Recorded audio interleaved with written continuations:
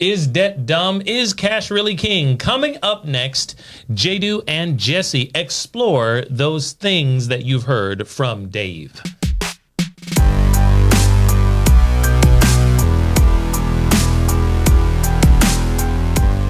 Welcome, everybody. It is the Cash Compound Podcast, and I've got one of the bros here. And if you're not a bro, what exactly are you, sir? Who's in studio with me today? A buddy. A Jesse buddy. Durham. Okay, we got the banking buddies and bros in here, ladies and gents. We're talking about this man. If you can see us, and if you recognized any of those cliches from our opener, who is our subject today, Jesse? Dave Ramsey. Okay, ladies and gentlemen, do you know about this man? Some of the people who do what we do admire him, and some of the people who do what we do call him maybe a financial entertainer. I've heard that phrase a few times from some of our friends and colleagues out there in our space.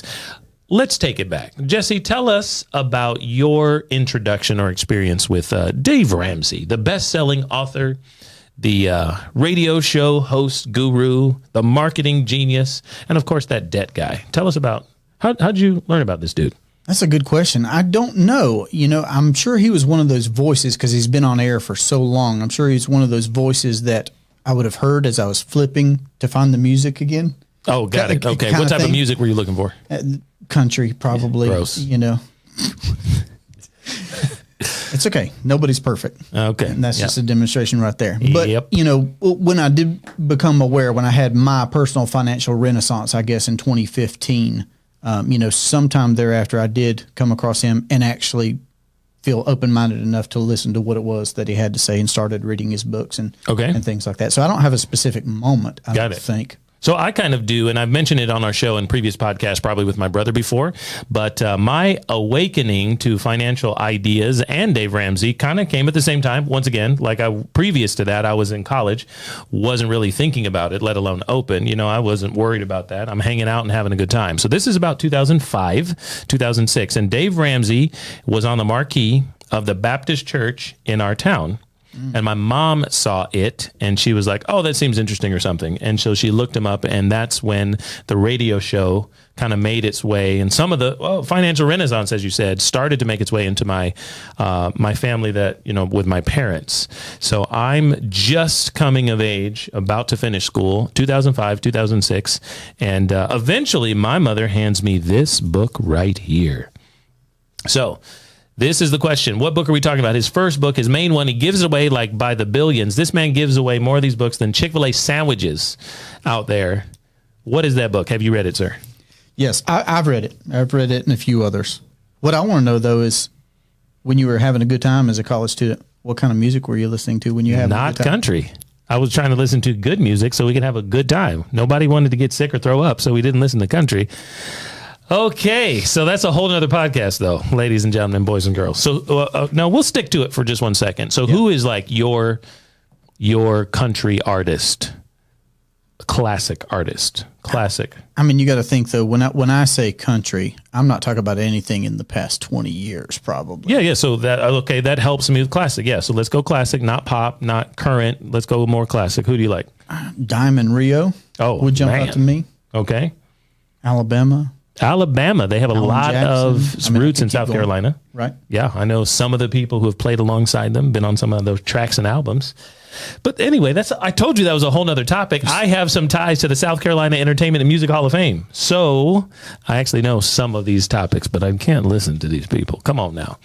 All right. Alabama's actually coming to town. Fantastic. Before the year's over. We live in Greenville, South Carolina. I do anyway. Jesse, where are you coming from as a coach for the Cash Compound?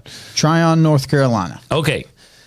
Back to Dave. He is in, where is it? Brentwood, Tennessee? Is that what Tennessee. It is? Isn't it? I think it's Brentwood because it's the same name as the suburb in LA. And he is in Nashville suburb, right? Sounds Brentwood? Right. Sounds right. I don't know. It's Tennessee. Tennessee. It is in Tennessee. And the Total Money Makeover. This book started the phenomenon. Okay. Prior to this, he does have a book that came out before this book. Do you remember what that book is called? Mm-mm.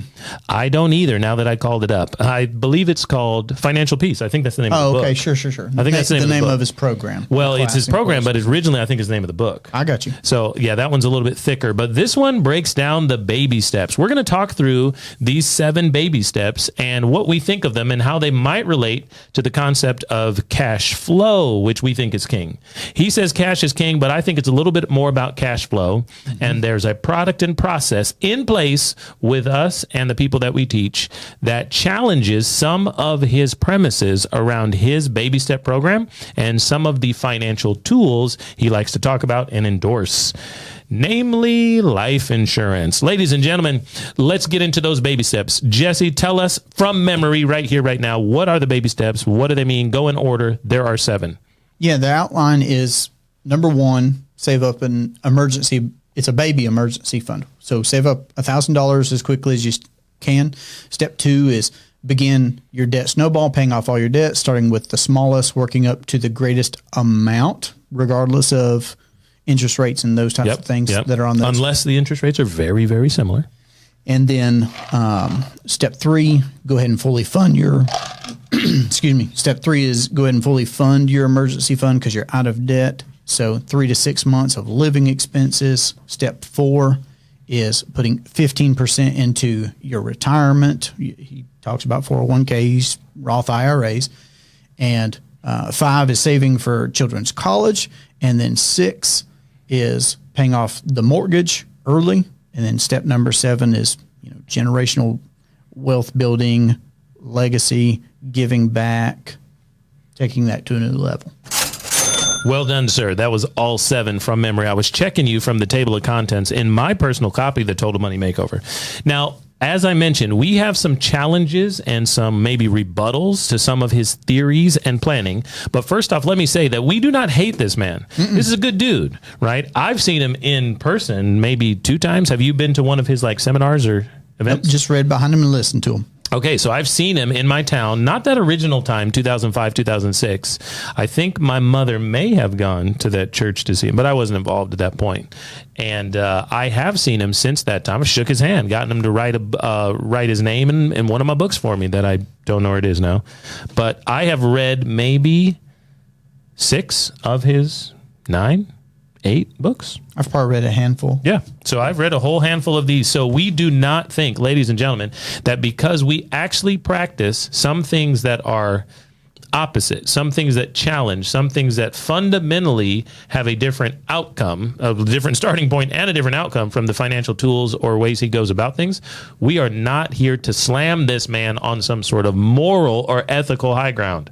You got that? That's right. He's funny, best-selling author, Christian dude, business mogul, helping people, self-acclaimed funny hillbilly from Tennessee. Okay. Okay. That's the only hillbilly from Tennessee I think I know.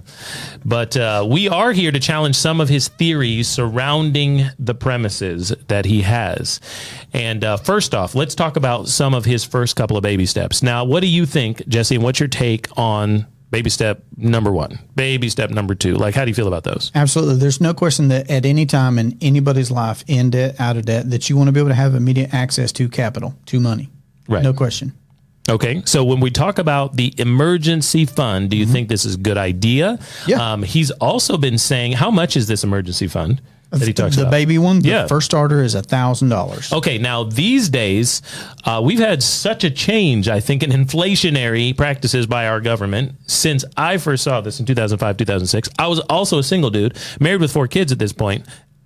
How do you feel about $1,000? Well, statistically, I still hear things, and I'm not going to quote anything, but I know this is roughly close, that, the vast majority of folks can't absorb a $500 medical emergency. Okay. That's still being touted in 2023. Yeah. So I'm still going to say that if you've got $1,000, married or unmarried, kids or no kids, it's better than not having $1,000. So it just puts you ahead of the masses. I agree. But if you want to scale that up, then I think you can, and I believe he probably allows for that. As people are going through his steps, even strictly, or you do join his course and class.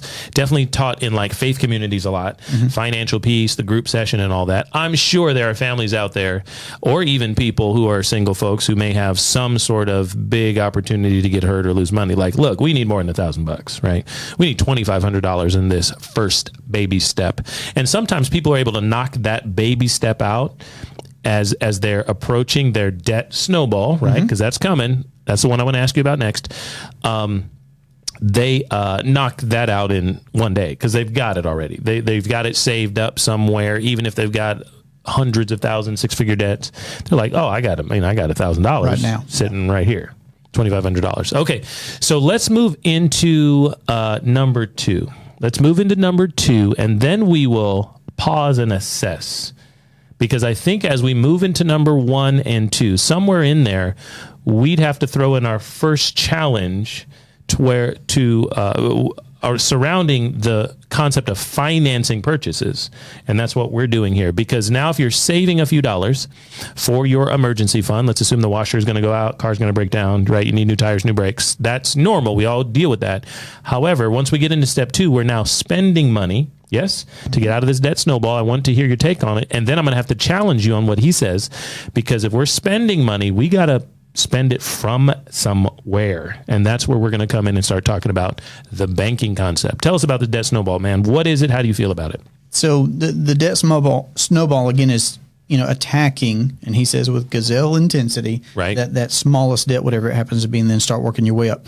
And here's where I see R. Nelson Nash, Robert Kiyosaki, Dave, they're all on the same page as far as, the All-American is in this situation. And that's accurate. Sure. They have debt, and it is crippling because our income is promised to someone else. Mm-hmm. Our income becomes someone else's passive income because we owe them money, and there's also interest and finance charges that they have put right into that paperwork. We now owe them the money.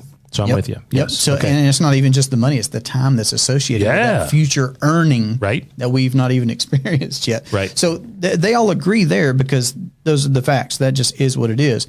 But what you see different in becoming your own banker, and that you hear even from folks like Robert Kiyosaki, who's maybe on another end of the spectrum from a Dave Ramsey, even though they're friends and whatnot, admittedly, is assets could be paying for those liabilities. Oh, okay. So we've got liabilities. We got debts, right? We got Visa. We got student loans, although y'all ain't been paying your student loans, I heard. Okay. We got car payments. We got house payments. And we've got consumer debts. Mm-hmm. And you're saying, and some of these other financial geniuses and whiz people are saying, hey, there are things that you can buy or own that can pay those bills. That's right. Okay, got it. So, but how do you feel about, let's go a little bit more basic for just 1 second. Do you believe that debt is a problem? Consumer debt is crippling all-American family? Yes. It's summed up in Parkinson's law. Okay. There's this natural human tendency to spend what we earn, if not more. And of course, a luxury once enjoyed becomes a necessity, right? So we have a hard time going backward. Okay, so here's the thing. Debt is going to... tell us about, once again, you mentioned that we're going to pay off our debt smallest to largest, right? That's what he says. And barring any very similar interest rates with super differences in balances, we're just going to go smallest to largest on number. And to his credit, I like that he does that. I like that he tries to help the mathematically inclined and say, I know you could do the math and actually figure out that this card with this rate should mathematically be addressed first.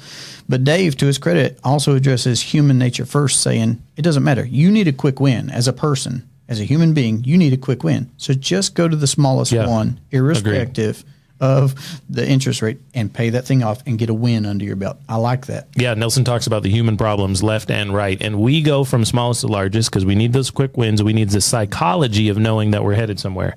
Because if we're going for the big debt or the big interest rate first and not something that we can actually knock off the list, when we can't get there, it becomes overwhelming. The number was too big. I had an emergency. I got hungry. I went out to eat. My whole system is blown, right? You don't want to get into that. You want to get the momentum. He has a great talk that he did in an Atlanta church that I've listened to at least 100 times called the momentum theorem. Have you ever heard of that? The momentum theorem was legit. Now, this is before my IBC days, and I'm telling you, I loved it. Okay, so here we go. We're now going to pay off our debt. Here's the problem that Nelson Nash would help us understand is that we finance everything we buy. We either borrow money from other people and owe them money, or we lose the cash that we used to have. And here's where Nelson's premise and fundamental product for the process of infinite banking would change that. Dave would say we're going to pay off our debts in cash. with cash. And Nelson would remind us that if we spend our cash, it's now gone. And there's an alternative product for the process of spending money from, which was hard for me to grasp. Why? Because I was a cash guy. Now tell us about your habits. Jesse, were you a cash guy? Were you a debt guy? When you saw Dave Ramsey, did you ever use this program? Did you use it to get out of debt? That's where most people sit.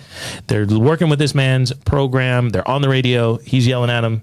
And he's saying, sell the car. And he's saying, pay off your debt. Use cash. What's your take on cash? Right. So thankfully for me, I was exposed to the infinite banking concept first. Really? Yep. But yep. I did not realize that. See, my Dave experience predates IBC by a decade.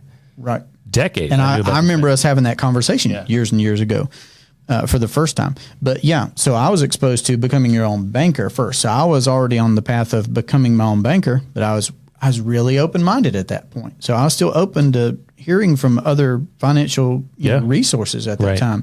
And I love Dave's structure. There's nothing unstructured about the man. No matter what you feel about this way or that way or right or wrong, he's very, very structured. And people need structure. So I liked that about him.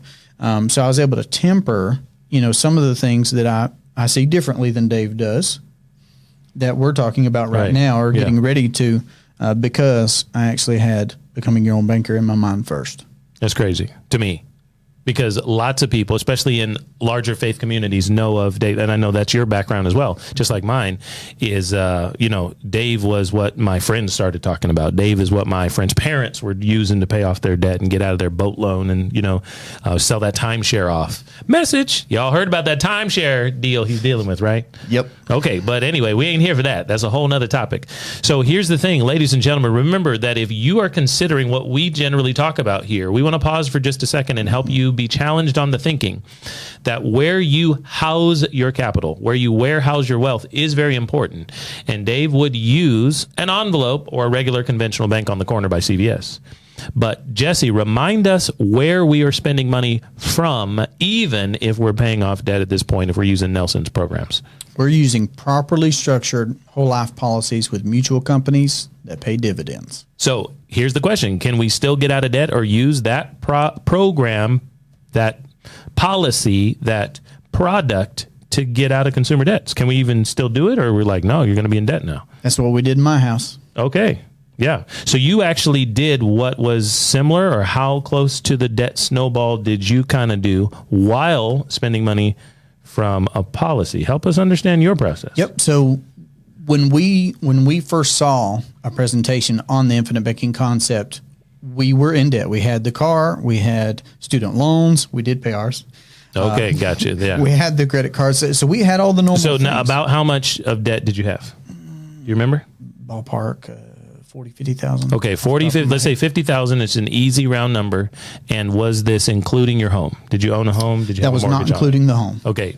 All right. So we've got cars, student loans, and some consumer debts. Yes? Okay, cool. Keep going. Yep.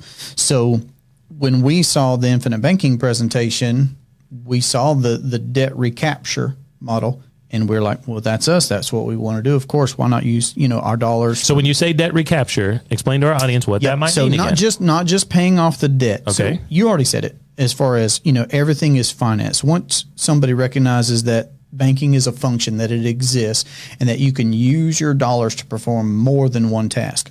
We had debt. We wanted to pay it off. Dave says, you got debt, you need to pay it off. Awesome. When you arrive at knowing you want to pay it off, you literally got to decide, well, do I want to do one thing with this dollar, or do I want to do multiple things? And we decided to fund properly structured whole life policies with mutual companies that pay dividends, use that asset, as Robert Kiyosaki would describe it, to pay for the liability of the debt that we had. So we had the debt, we wanted to pay it off, but we wanted to do multiple jobs with the same dollars instead of just the one. See, I love that. And it took me a while to understand that. And I know lots of people, this is why we have a podcast with visuals. If you want to hear us and see us on YouTube out there or watch our stuff, is I didn't quite understand without a visual, how do I get my dollar to do more than one thing? I was a cash guy. I was a Dave Ramsey type of follower. So if I spend $1, if I go to the store and spend $1, if I swipe my card and it represents dollars, it did one thing and that's it.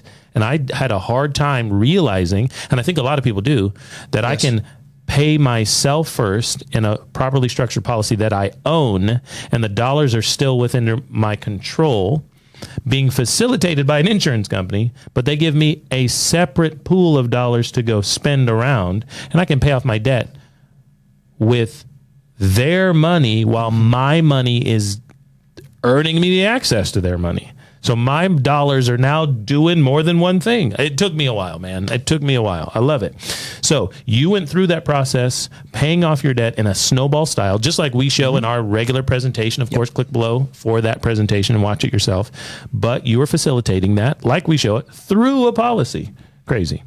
Yep. So that's what I liked about it, was that even the things that I liked about what I got from Dave's structure, like I was mentioning earlier, well, having a policy and practicing becoming your own banker still allowed me to set aside an emergency fund. Yeah. I just wanted 100%. It to be in a very particular place. Yeah, a place that was going to be compounding, a place that was going to allow me to You can put your emergency fund access. in a Folgers can in the backyard. You can put it under your mattress. But we decided to place our emergency fund in the policy, is what you're saying. That's right. Yeah. And then at the same time, from the same policy or policies, we were also paying off the debts and recapturing those interest dollars. Love it. Okay, so here we go. Hopefully you got some of that, but let's keep moving forward. Step 3. Yeah. So step 3 is you're out of debt now. It's time to fully fund your emergency fund. So Dave says 3 to 6 months of living expenses. Okay. Do you have any beef with that? Any questions? Any concerns? I think it's a great idea. Especially for those that, and again, I'm saying, because I can't forget about becoming your own banker. If throughout this whole time of paying off debts, recapturing interest dollars, compounding your money, growing your net worth, protecting people, within your household, all that's still taking place. So yeah, absolutely, it behooves anyone to, because either way, if you're your own banker, when the time comes for emergency, you want to be well capitalized, period. Right. When the time comes for opportunity, you also want to be well capitalized. So it makes sense to amass capital. He who has the gold makes the rules. Yeah. So if in my mind I'm saying, well, I want to be prepared for an emergency that could be, 3 months duration, 6 months duration, awesome. That's a great thing to do. But if along the way an opportunity comes up for me to participate in more wealth producing activity, awesome. Love it. Okay, let's move on to baby step 4 then. I don't have any beef with being fully capitalized just for emergencies. I think that's great. And Lord knows when you got little kids, they come up. Baby step 4. All right, so this is going to be another challenge for us. This is a big one. This is probably the first big one that we're coming to. So Dave says 15% towards retirement. 15% of like your income or after-tax dollars. That's right. And right off the bat, I believe Dave says, when I reference his books, he actually does use the word invest. And I'm just going to mention this here real quick. But there are many people in the financial entertainment world that do use the word save. Yikes. That is inaccurate. Yeah. Right. So it is important to recognize that if you are doing something with qualified plans or what have you, that is investing. That is not saving for retirement. And okay, so help us understand that distinction. What is saving then, and why is qualified plans, why is it investing? Well, I would say even if we reference your coffee can analogy, there's a certain element of risk if I just put cash money in a coffee can. So I guess so. I think all assets or potential assets should be compared to each other. And we still arrive at the properly structured whole life policies. Yep. Okay. Because there are more than a dozen characteristics that put them at the top of the list. So saving money should be a guaranteed thing. Should be. But investing is not. There's an element of risk, obviously, with investing. So that's why I think it's important to make a distinction of, are you actually saving towards retirement, or are you investing towards retirement? And of course, you're saying this because in a qualified plan, a government-sponsored program that's probably also co-authored and sponsored by your job, 403B, 457 IRAs, right? 401ks, those types of things, is your dollars are at risk based on performance of outside forces like the stock market. They sure Up, down, left, right, and they're out of your control. That's another big deal and huge piece that I don't think we talk about enough, but we're going to get into that in some of our subscriptions and our Ask Me Anythings. And we help people understand that more, is it's out of your control on what it's going to do, even if it's going up or if it's going up this year or most years, it's out of your control. You don't know. and it is at risk. Yep. And one thought that I'm having as we're talking about this is I know there are all different kinds of folks out there, but let's say I'm running a landscaping business. All right, got you. I had one around the time I learned about Dave, and it was rough. I got allergies, man. That was the wrong business to start. Oh, okay. Well, it was bad. So when I think about investing for the retirement, because we talk to folks, and some folks will even ask us, what should I be doing for retirement? And that's its own conversation. But what I like going back to from Nash's work is just start with whatever you're already doing, because everybody could just start with their household. Everybody could just start with their lifestyle, right? Their cars, their appliances, their college education. That's going to be the next one that we're going to go to here in a second anyways. Okay. What if you just finance those things for yourself, things that things that are in your control, right? Versus looking to outside things like the New York Exchange or the S&P 500 or whatever, right? Big deal. Okay, so I am going to bring up another challenge here, because at this point he is talking about investing for your future, for that retirement. And so this is where you're going to hear a lot of people come at us with that. See, we should have bought term insurance, and we should be saving or investing the difference in potential growth assets or whatever. And yeah, we have to mince words here, because is it going to grow? Is it guaranteed? Is it an asset? Is it savings? All that type of thing. So Dave is going to be pushing you or reminding you at this point, if not earlier, that you should have had term insurance.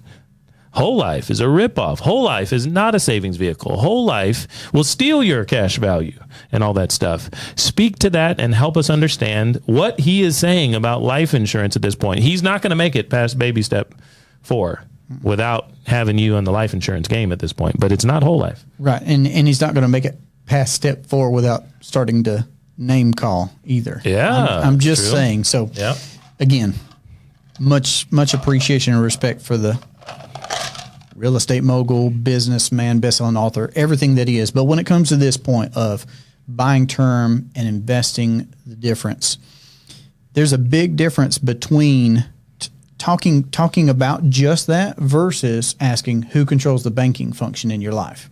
Because when I look at all of his steps and I see an emergency fund at step 1, that's financed one way or another. Either I've got $1,000 on a credit card that I can use at need, right? And that's financed with a third party, or I set aside $1,000 of my own money and it's financed in that way. Right. That step is financed, period. The banking function is taking place. I go to step 2, debts, that's financed. Step 3, full emergency fund, that's financed. Step 4, step 5, 6, all of his steps, they're not they're not separate from the banking function. The money has to come from somewhere. That's a huge thing, and that's why it took me so long to understand. The money has to come from somewhere, and if you spent it and it's gone, or you borrow it from someone else, or put it on the credit card, you owe interest, right? You're now going to be in debt for the future until you pay that off. So when people are talking about buy term and invest the difference, we also have to remind people that the asset of whole life insurance is going to be for your whole life, and term is going to expire. That's the whole point of it. And at that point, if you don't have a performing portfolio of these investments that he just says average 8%, right? He loves these growth stock mutual funds. Yep. The reason I'm saying that is because, one, there's a lot of people who are listening to us, Jesse, who think, number one, we still don't like this guy, which is not true. And number two, that he is saying things that we don't understand, which is also not true. Like, I think we have quoted this man 25 times. We've got 3 books on the table, ladies and gentlemen. We know what he's talking about, and they're ours. Yeah, 100%. Okay. So here's the thing at this point. We're talking about not cash being king, but cash flow being king. Let's bring that up at this point. Once again, when we're talking about these retirement investment opportunities that he's talking about, what's the difference between that and cash flowing? Because are we cash flowing those retirement programs? No, the answer is no, we're not. We're told to lock our money up for, 10, 20, 30, 40 years. Don't touch it. Assume all that risk. What are the guarantees? That it won't go below 0, is what we commonly say about 401ks, for example. Right.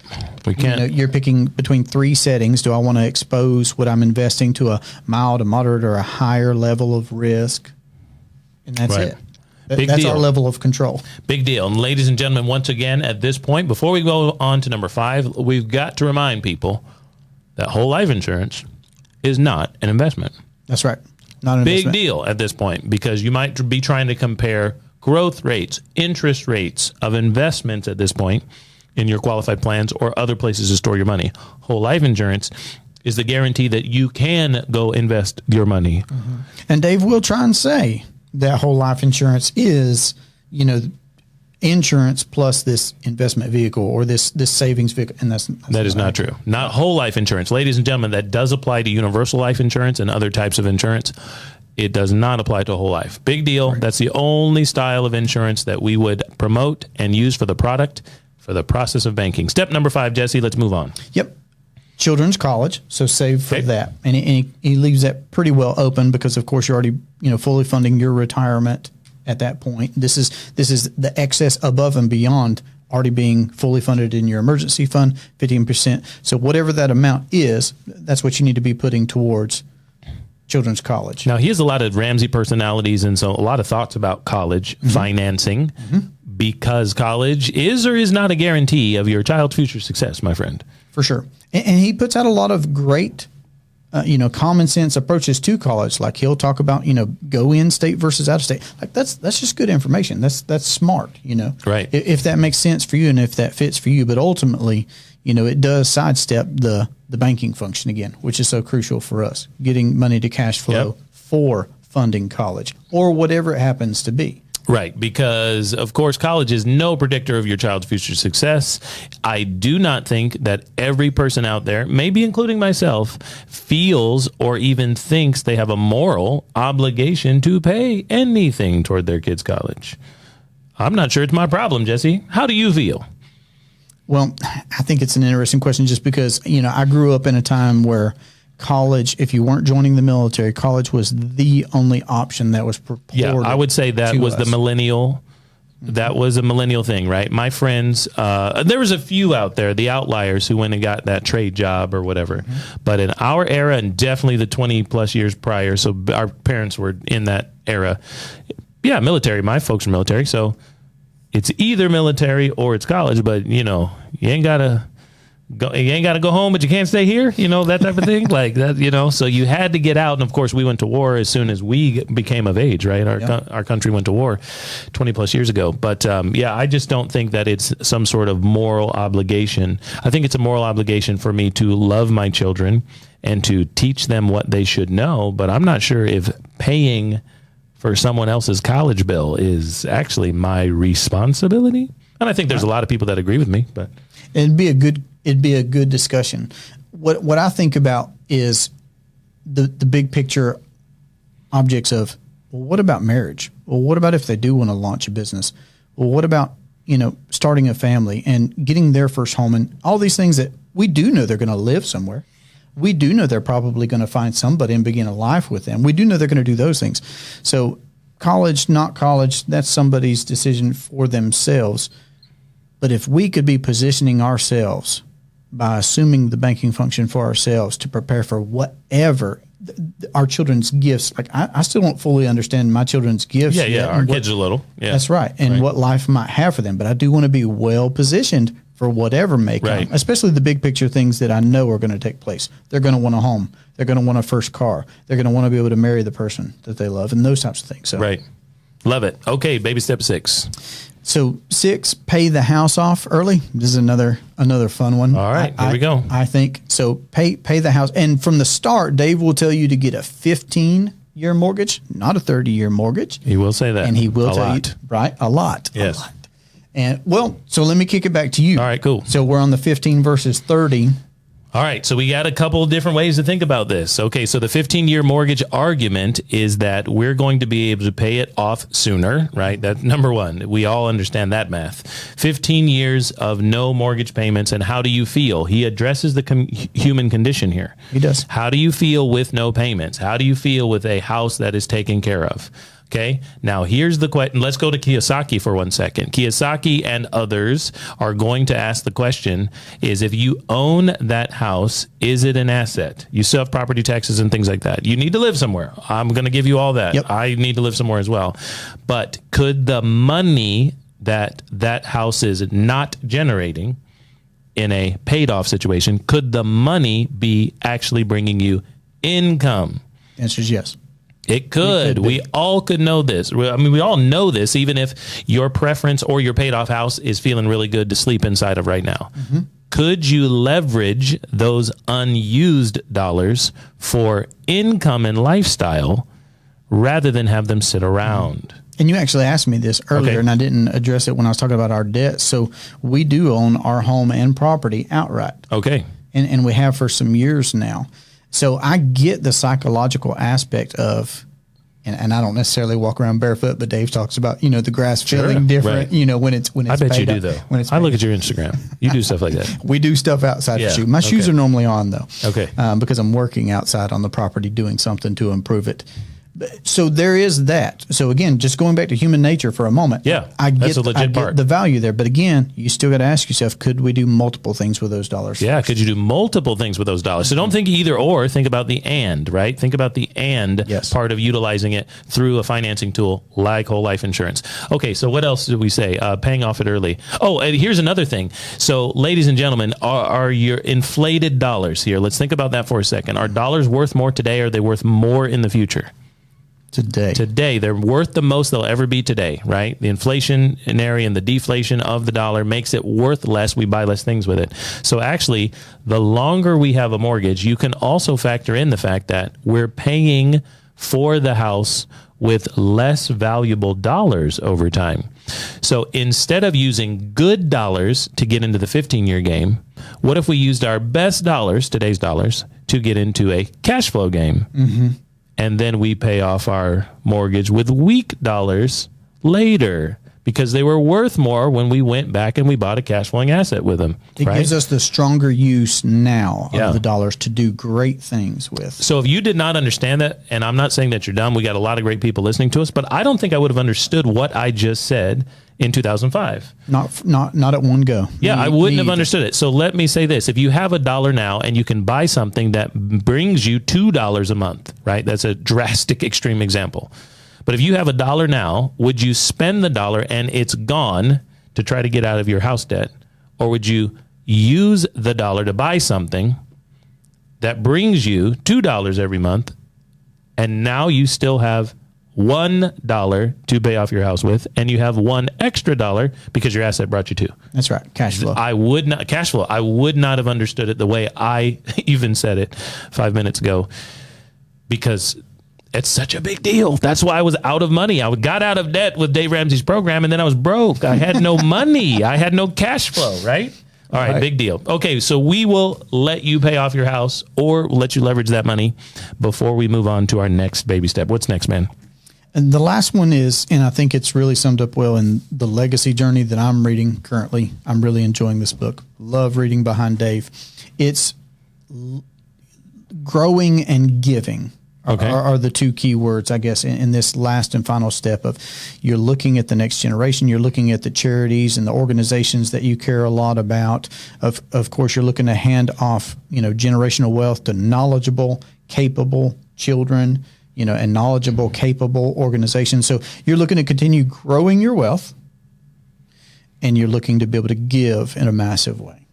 Love it. So I don't have any challenges on that one. That is a beautiful thing. The question is, what financing products and tools are you going to use to get there? Because that is a life well lived. Mm-hmm. And that is a purpose well driven, as Rick Warren would say. This is like the Christian podcast audio financial guys or whatever. So I had to bring a little Rick Warren there for a second because that is beautiful.